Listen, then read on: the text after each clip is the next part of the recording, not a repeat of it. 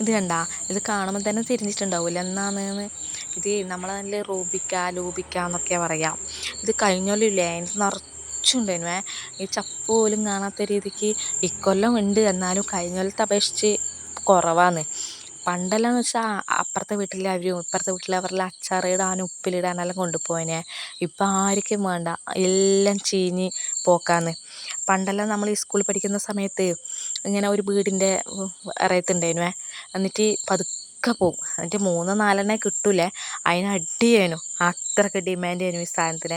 ഇപ്പോൾ ഒന്നും ആർക്കും വേണ്ട, ആടെ ചീഞ്ഞ് പോകുന്നതല്ലാണ്ട് ഒരു മനുഷ്യനെ ഇത് തിരിഞ്ഞു നോക്കൂലല്ലോ. എന്തായാലും ഞാൻ കുറച്ച് ഉപ്പിലിടാമെന്ന് വിചാരിച്ചിട്ട് കുറച്ച് പറിച്ചിട്ട് എടുത്തിന് കേട്ടാ. ഇത് കാണാൻ നല്ല രസമല്ലേ, നല്ല ചുവന്ന കളറ്.